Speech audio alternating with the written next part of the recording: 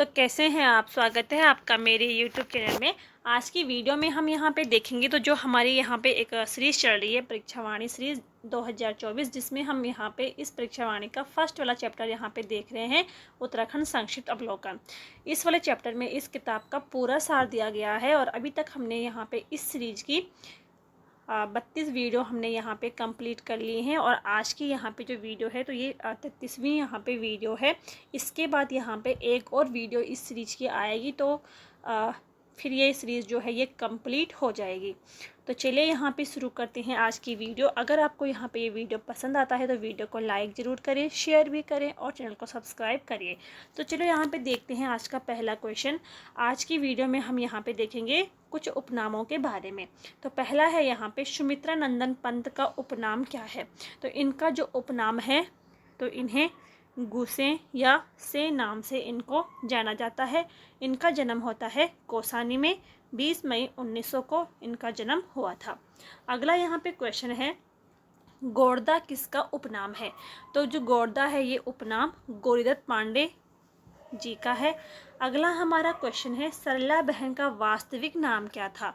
तो सरला बहन का जो वास्तविक नाम था वो था कैथरीन हेलीमैन। आगे यहाँ पे देखते हैं, मैती उपनाम किसका था। तो मैती उपनाम था कल्याण सिंह रावत का। इन्होंने मैती आंदोलन भी चलाया था। अगला यहाँ पे क्वेश्चन देखते हैं, इनसाइक्लोपीडिया ऑफ किसे कहा जाता है। तो ये कहा जाता है शिव प्रसाद डबराल को। ठीक है, इसके अलावा शिव प्रसाद डबराल को बाणभट्ट, उत्तराखंड का बाणभट्ट भी इनको कहा जाता है और चारण के नाम से भी इनको जाना जाता है। इनकी कुछ प्रमुख रचनाएं थी तो उत्तराखंड यात्रा दर्शन, टिहरी का इतिहास, उत्तराखंड का इतिहास, राष्ट्र रक्षा काव्य, गढ़वाली मेघदूत, ये सभी इनकी रचनाएं थी। आगे यहाँ पे देखते हैं अगला क्वेश्चन, गर्भभंजक किसे कहते हैं। गर्भभंजक किसे कहा जाता है। तो गर्भभंजक यहाँ पे माधो सिंह भंडारी को कहा जाता है। और गर्भभंजन किसे कहते हैं। तो महीपति शाह को गर्भभंजन कहा जाता है और गर्भभंजक नाम से माधो सिंह भंडारी को जाना जाता है। आगे यहाँ पे देखते हैं अगला क्वेश्चन, मुसोलिनी व कुमाऊं का शेर किसको कहा जाता है। तो ये हर्षदेव ओले को कहा जाता है। देवेग के नाम से किसे जाना जाता है। तो मुकुंद राम बर्थवाल को देवेग के नाम से जाना जाता है। अगला यहाँ पे क्वेश्चन है, गढ़वाल की झांसी की रानी किसे कहा जाता है। तो गढ़वाल की झांसी की रानी कहा जाता है तीलू रौतेली को और कुमाऊं की झांसी की रानी कहा जाता है जिया रानी को। तो यहाँ पे देखते हैं, जो तीलू रौतेली है तो इनका जन्म होता है 8 अगस्त 1661 को पौड़ी में इनका जन्म होता है। इनका जो पूरा नाम था तो तिलोत्तमा इनका पूरा नाम है और इनकी एक घोड़ी थी तो इनकी घोड़ी का नाम बिंदुली था। अगला यहाँ पे क्वेश्चन है, गढ़ केसरी के नाम से जाने जाते हैं। तो अनुसुईया प्रसाद बहुगुणा जो है ये इनको गढ़ केसरी के नाम से जाना जाता है। इनके बारे में देखते हैं तो 1918 में गढ़वाल कांग्रेस की जब स्थापना होती है तो इसमें अनुसुईया प्रसाद बहुगुणा की महत्वपूर्ण भूमिका थी। 1921 में श्रीनगर नवयोग गढ़वाल सम्मेलन का जब आयोजन होता है तो उसकी अध्यक्षता भी इन्होंने की थी। हिमालय पुत्र किसका उपनाम है। तो हिमालय पुत्र के नाम से कौन जाने जाते हैं। तो गोविंद बल्लभ पंत का नाम है। ठीक है, इनको हिमालय पुत्र के नाम से जाना जाता है। और हिमपुत्र, ठीक है, हिमपुत्र के नाम से किसको जाना जाता है। तो हेमंती नंदन, जो हेमंती नंदन बहुगुणा है इनको हिमपुत्र के नाम से जाना जाता है और गोविंद बल्लभ पंत को हिमालय पुत्र के नाम से जाना जाता है। आगे यहाँ पे देखते हैं अगला क्वेश्चन, राज्य के किस व्यक्ति को आज़ाद उपनाम से जाना जाता है। तो श्रीधर किमोठी आज़ाद, ठीक है, इनको जाना जाता है आज़ाद के नाम से। आगे यहाँ पे देखते हैं, किंग ऑफ कुमाऊं किसे कहा जाता है। तो हेनरी रेमजे को किंग ऑफ कुमाऊं कहा जाता है। मौलिक पंडित किसका उपनाम है। तो प्रसिद्ध व्यक्ति है नैन सिंह रावत, इनको मौलिक पंडित के नाम से जाना जाता है। और गोरा ब्राह्मण, ठीक है, गोरा ब्राह्मण जिम कॉर्बेट को कहा जाता है। तो गोरा ब्राह्मण के नाम से किसको जाना जाता है। तो जिम कॉर्बेट को कहा जाता है गोरा ब्राह्मण। अगला क्वेश्चन है, मशरूम गर्ल के नाम से कौन प्रसिद्ध है। तो दिव्या रावत जो है ये मशरूम गर्ल के नाम से प्रसिद्ध हैं। अगला यहाँ पे क्वेश्चन है, बैडमिंटन क्वीन के नाम से जाने जाते हैं तो मधुमिता वेस्ट, ये जो है ये बैडमिंटन क्वीन के नाम से जानी जाती है। उत्तराखंड की तीजन बाई कहा जाता है तो कबूतरी देवी को कहा जाता है उत्तराखंड की तीजन बाई। अगला हमारा क्वेश्चन है, किसे नशा मुक्त अवस्थी के नाम से जाना जाता है तो डॉक्टर पीताम्बर अवस्थी को नशा मुक्त अवस्थी के नाम से इनको जाना जाता है। एपन गर्ल ऑफ कुमाऊं किसे कहा जाता है तो एपन गर्ल, ठीक है, ये कहा जाता है मीनाक्षी रावत को। मीनाक्षी रावत को एपन गर्ल ऑफ कुमाऊं के नाम से इनको जाना जाता है। दूसरा यहाँ पे हमारा क्वेश्चन है कि एप्पल मैन के नाम से कौन जाना जाता है तो एप्पल मैन के नाम से जाने जाते हैं इंद्र सिंह बेस्ट, ठीक है। एपन गर्ल के नाम से जानी जाती हैं मीनाक्षी खाती, और एप्पल मैन के नाम से जाने जाते हैं इंद्र सिंह बेस्ट।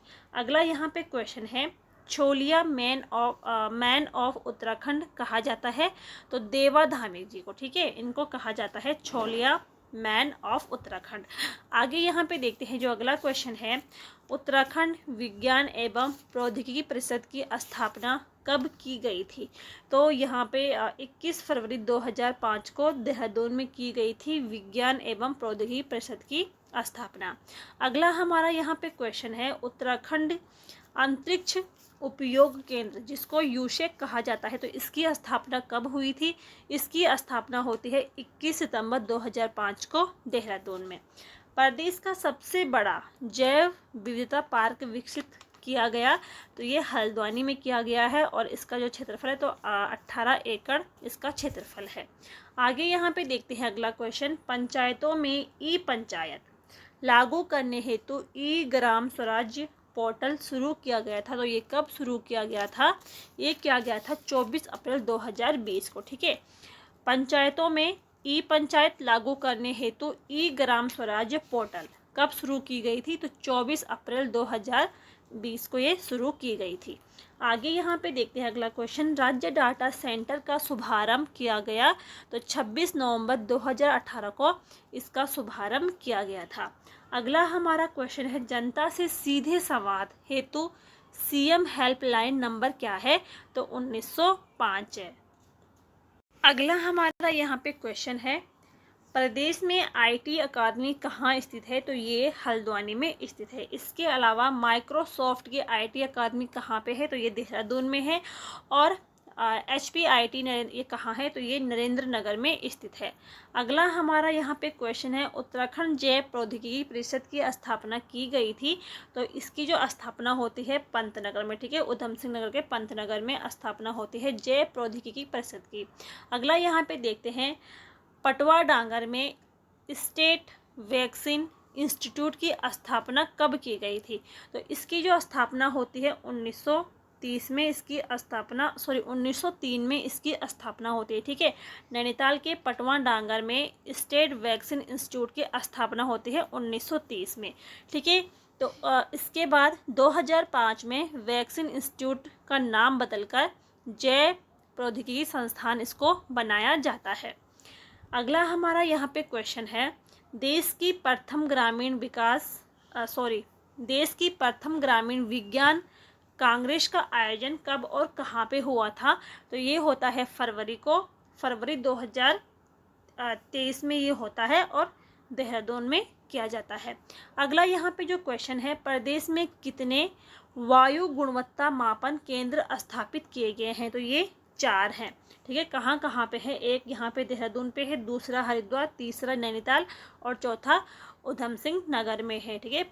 वायु गुणवत्ता नापने की जो केंद्र हैं तो ये 4 हैं, देहरादून, हरिद्वार, नैनीताल और उधम सिंह नगर में।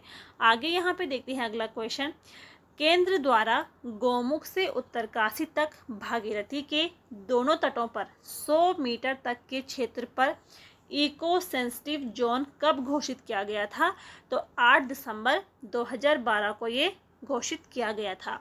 आगे यहाँ पे देखते हैं अगला क्वेश्चन, इसी प्रकार से देहरादून व उसके आसपास के क्षेत्रों को इको सेंसिटिव कब घोषित किया गया था तो ये किया गया था 1996 में। इसके अलावा मसूरी में वाहनों पर इको टैक्स कब लगाया जाता है कब लगाया गया था? तो 2009 से ये वसूला जाता है, ठीक है, मसूरी में वाहनों पर इको टैक्स। अगला यहाँ पे जो क्वेश्चन है, उत्तराखंड प्रदूषण नियंत्रण बोर्ड की स्थापना कब की गई थी? तो ये की गई थी 2001 में, और कहाँ पे की गई थी? देहरादून में की जाती है। अगला यहाँ पे क्वेश्चन है, गंगा एक्शन प्लान की शुरुआत कब और कहाँ हुई थी? तो 14 जून 1985 को ये होती है इसकी शुरुआत, और वाराणसी से इसकी शुरुआत मानी गई है। अगला हम यहाँ पे देखते हैं, गंगा को राष्ट्रीय नदी कब घोषित किया गया? तो 4 नवंबर 2008 को गंगा नदी को राष्ट्रीय नदी घोषित किया गया था। अगला यहाँ पे क्वेश्चन है, गंगा को प्रदूषण मुक्त करने के लिए राष्ट्रीय गंगा नदी वेशन प्राधिकरण के गठन कब किया गया था? तो ये भी 2008 में किया जाता है। स्वच्छ गंगा मिशन की शुरुआत कब होती है? तो 2009 में होती है, ठीक है। स्पर्श गंगा अभियान की शुरुआत कब की गई थी? तो स्पर्श गंगा अभियान की शुरुआत होती है 17 दिसंबर 2009 को। और गंगा स्वच्छता दिवस कब मनाया जाता है? तो ये भी 17 दिसंबर को मनाया जाता है, ठीक है, क्योंकि जब स्पर्श गंगा अभियान की शुरुआत होती है 17 दिसंबर 2009 से, तो इसीलिए 17 दिसंबर को गंगा स्वच्छता दिवस भी मनाया जाता है। अगला यहाँ पे क्वेश्चन है, नमामि गंगे अभियान की शुरुआत कब की गई थी? तो ये की गई थी 7 जुलाई 2016 को। इसके अलावा ये हरिद्वार के ऋषिकुल मैदान से, ठीक है, हरिद्वार के ऋषिकुल मैदान से ये शुरू होती है और ये 2026 तक ये चलेगा। अगला यहाँ पे क्वेश्चन है, कुमाऊं क्षेत्र के लोगों से बनी रेजिमेंट को कुमाऊं रेजिमेंट का नाम कब मिला? तो इसको मिला 27 अक्टूबर 1945 को, ठीक है। और इसके अलावा कुमाऊं रेजिमेंट पे 1988 में, ठीक है, 1988 में इस पे डाक टिकट भी जारी किया गया। और कुमाऊं रेजिमेंट का जो मुख्यालय है ये आगरा से हटाकर रानीखेत कब लाया गया था? तो मई 1948 में इसको रानीखेत लाया गया, ठीक है। पहले इसका जो मुख्यालय था वो आगरा में था, और मई 1948 में इसको रानीखेत में लाया गया। अगला क्वेश्चन है, 1947 में भारत पाकिस्तान युद्ध में कश्मीर हवाई अड्डे की रक्षा करने वाले व मरणोपरांत परमवीर चक्र विजेता कौन? सोमनाथ शर्मा, ठीक है, सोमनाथ शर्मा का संबंध था।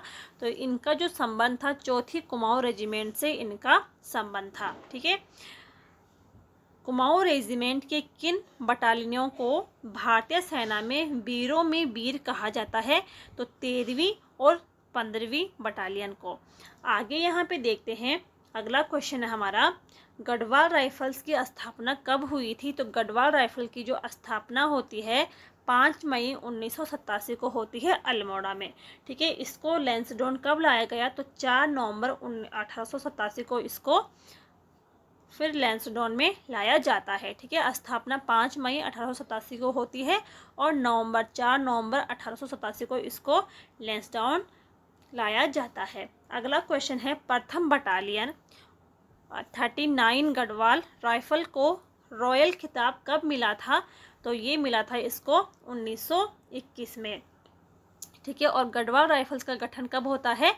1891 में इसका गठन होता है, और इसको रॉयल खिताब मिलता है 1921 में। आगे यहाँ पे देखते हैं, गढ़वाल रेजिमेंट का युद्ध जय घोष है तो जय बद्री विशाल है। और कुमाऊं की बात करते हैं, कुमाऊं रेजिमेंट का है जय कालिका माता।